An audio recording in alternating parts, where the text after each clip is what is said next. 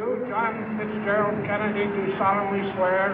I, John Fitzgerald Kennedy, do solemnly swear. That you will faithfully execute the office of President of the United States. That I will faithfully execute the office of President of the United States. And will, to the best of your ability. And will, to the best of my ability. Preserve, protect, and defend the Constitution of the United States. Preserve, protect, and defend the Constitution of the United States. So help you God. So help me God.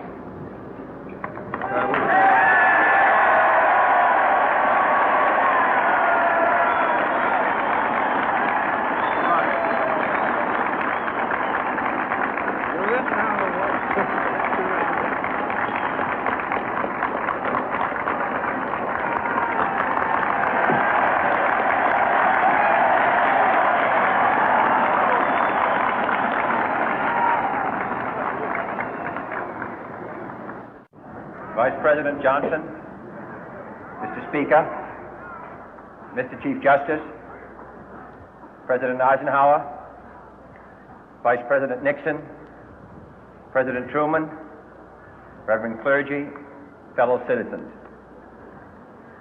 We observe today not a victory of party, but a celebration of freedom, symbolizing an end as well as a beginning, signifying renewal as well as change.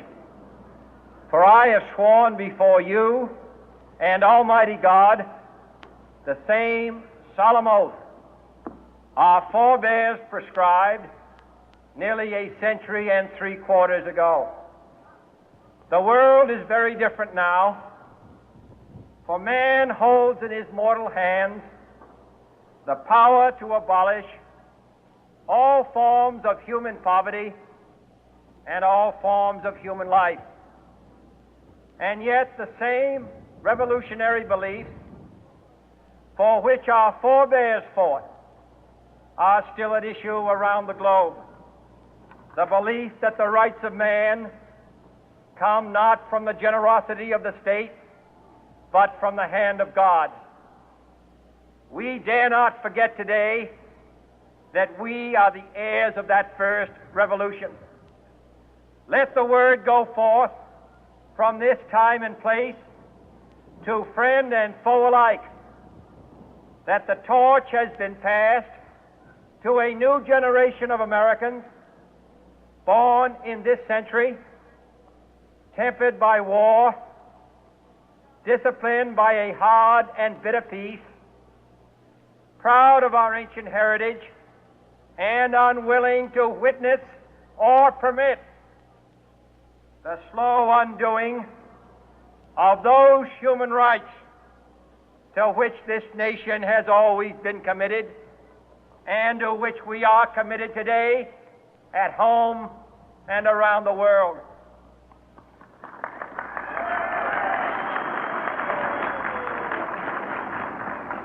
Let every nation know, whether it wishes us well or ill, that we shall pay any price, bear any burden, meet any hardship, support any friend, oppose any foe to assure the survival and the success of liberty.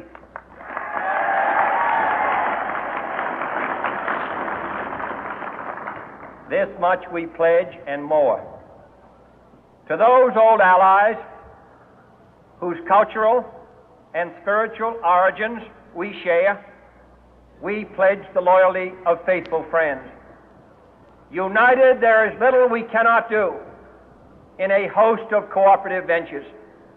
Divided, there is little we can do, for we dare not meet a powerful challenge at odds and split asunder.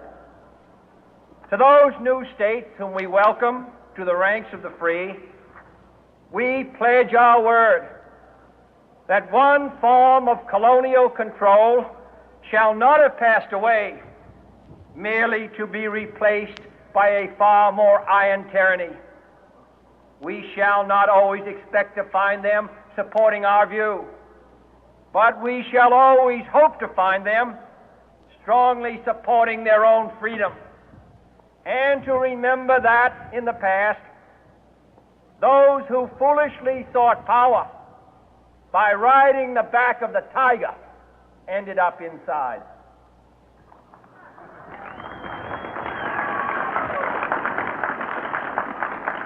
To those people in the huts and villages of half the globe struggling to break the bonds of mass misery, we pledge our best efforts to help them help themselves for whatever period is required, not because the communists may be doing it, not because we seek their votes, but because it is right. If a free society cannot help the many who are poor, it cannot save the few who are rich.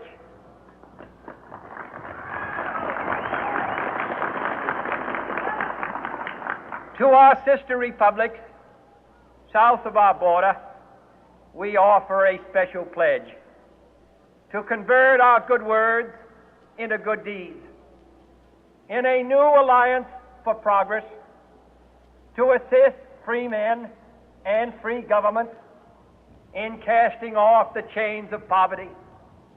But this peaceful revolution of hope cannot become the prey of hostile powers. Let all our neighbors know that we shall join with them to oppose aggression or subversion anywhere in the Americas. And let every other power know that this hemisphere intends to remain the master of its own house.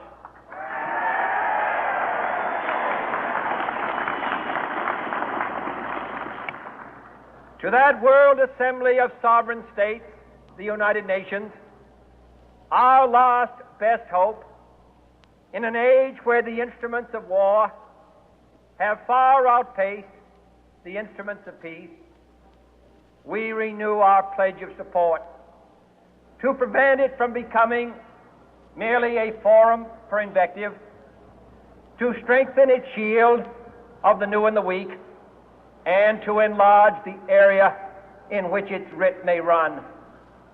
Finally, to those nations who would make themselves our adversary, we offer not a pledge, but a request that both sides begin anew the quest for peace.